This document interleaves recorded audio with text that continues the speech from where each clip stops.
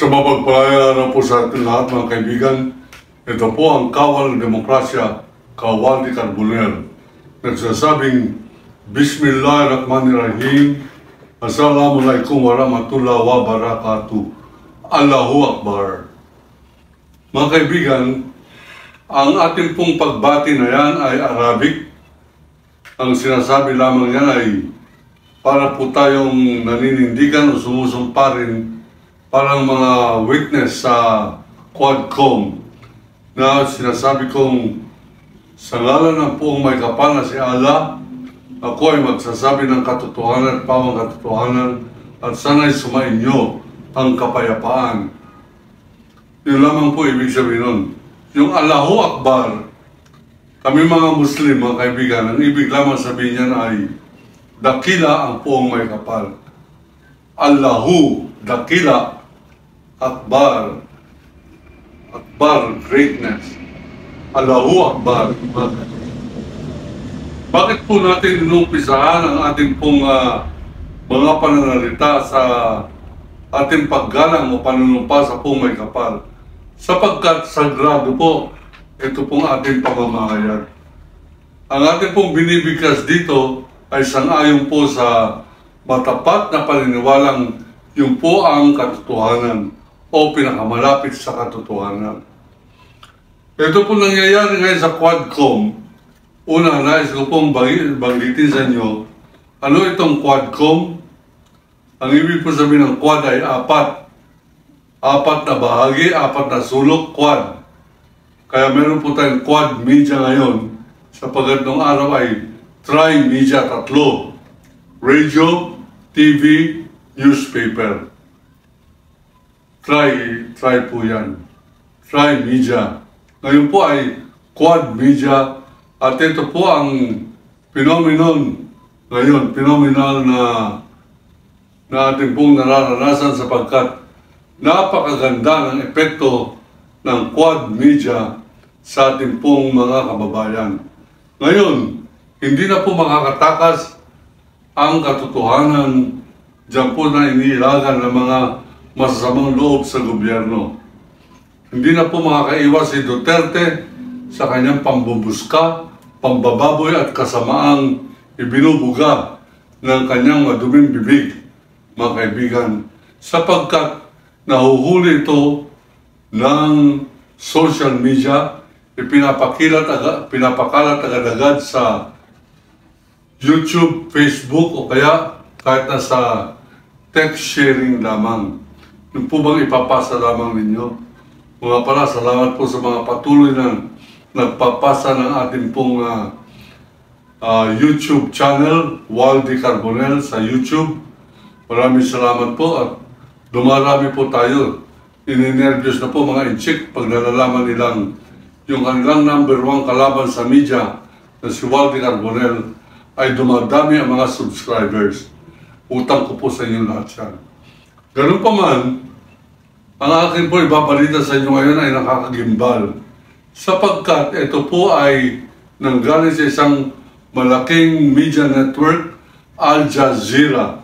Yung Al Jazeera ay para pong CNN ng Middle East, ng bansang Muslim. Al Jazeera. Kung meron pong CNN o cable news network ang Amerika o Inglaterra, meron po sa Middle East, Al Jazeera. At sapagkat ang Malaysia at Indonesia ay na-covered masyado ng Al Jazeera bilang Muslim network po itong Al Jazeera, abay, kumpirmado po na meron isang inchik o Chinese spy na huli sa Malaysia at ito po'y kumanta at sinabi niya na kunan ng Al Jazeera ang kanyang pahayag na ang kapwa niya espya ay naging alkalde dito sa Pilipinas, sa Bamban, Tarlac. Ang pangalan ay Go Huaping or nagpapakilalang Alice Go at nagpupumilit na siya raw ay isang Pilipina. Mga kaibigan, tayo po ay malawak po ang ating pagbabasa.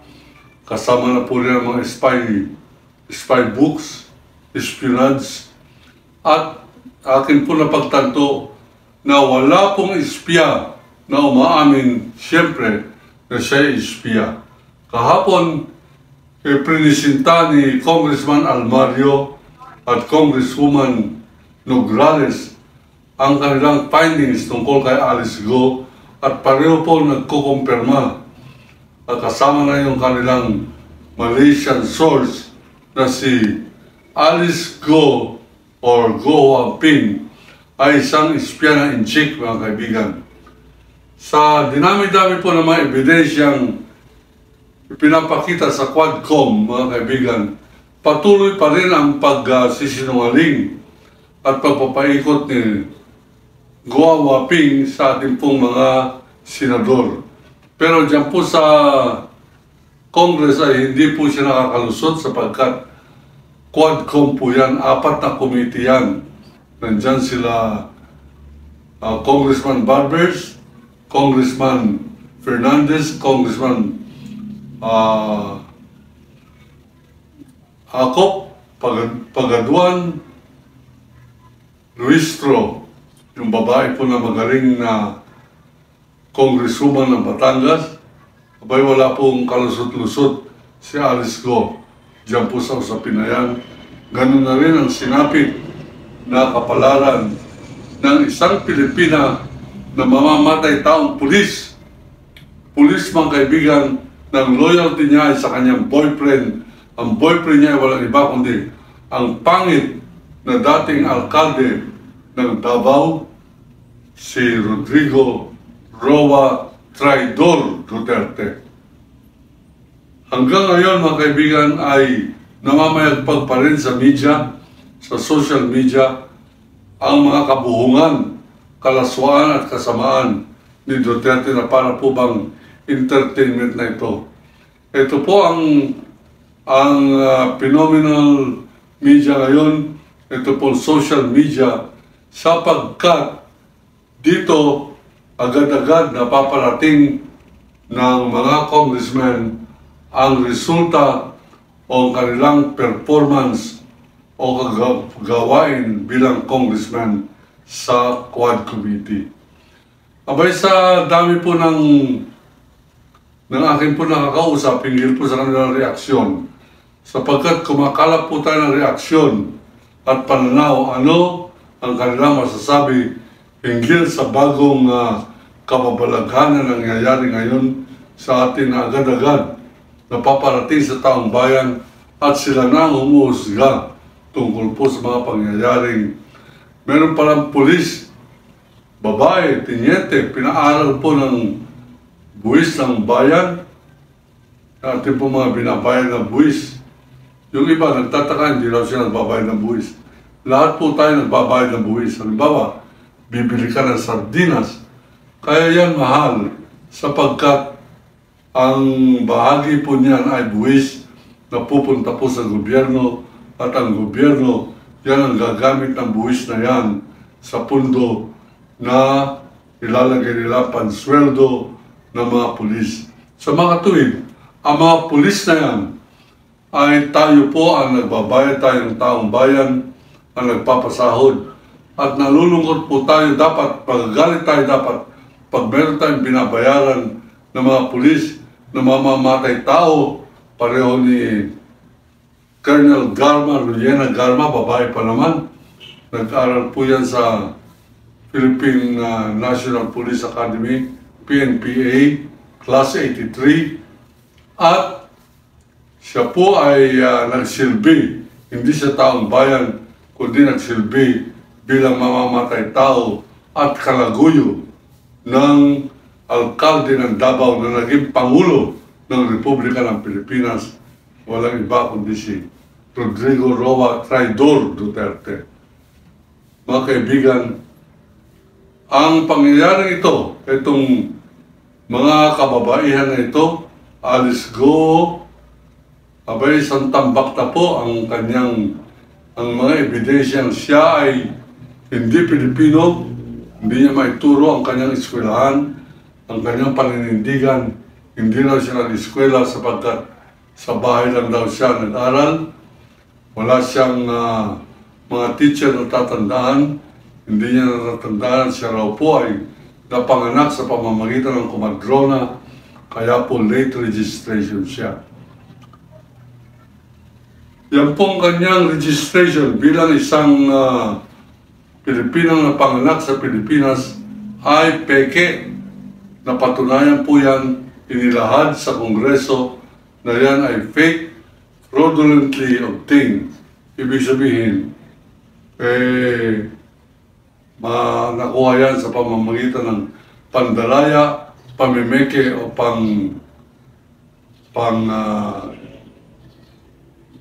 pangungopya ng isang opisyal na dokumento ng ating bansa. Yan po'y malaking kasalanan at siya po ang ating pong ibinawagayway ngayon. Ngayon, ano po ang suggestion ko?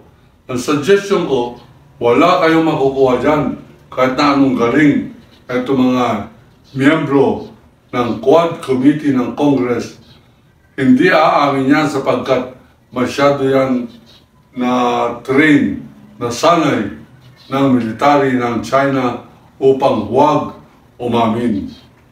Pareho po nung isang pelikula si Angelina Jolie sa kanyang pelikulang Salt, S-A-L-T, asin, salt. Abay, tinorture po yung magandang spy na yan, si Angelina Jolie, hanggang siya po ay ipinagpalit sa isa pang spy na nahuli naman sa Amerika. Hindi po siya umamin na siya spy. Kaya po itong si Alice Go, wala tayong dapat asahan na siya aamin. Ano po suggestion ng kawal ng demokrasya? Ipasa na po natin siya sa NBI o sa CIDG o sa ISAP ng Armed Forces of the Philippines. Sila na po ang bahala mag-grill o magpiga ng mga impormasyon dyan po kay Alice Go. Sa Congress, sapagkat hindi mo naman pwedeng torturin at saktan si Alice Go sa harap ng mga kamera o bilang isang patakaran ng ating pong bansa. Abay, wala pong aamin niya, wala tayong makukuha, kundi panay pagsisinungaling. At lahat ng Pilipino na kumakampi o nagbibigay ng ayuda sa kanyang pagsisinungaling ay mga traitor na Pilipino. Yang alkalde na yan ng Suwal, si Mayor Kalugay, kasama yan sa pagtatraidor ng bansa. Tandaan po ninyong pangalan. Yan sila Mayor Anunciano ng Bamban, yung pong Mayor Feliciano ng Tarlac. Tandaan po natin ang kanilang pangalan sapagkat sila ay nagbibigay ayuda sa isang espya ng bansa na sumasakop sa atin. Tayo po'y binubusabos, ginagawa po tayo mahirap, ninanakaw ang ating lupain. Tinutulungan naman itong mga Pilipinong mga bagong makapili, makapangpangan. Ito pong si Alice Go.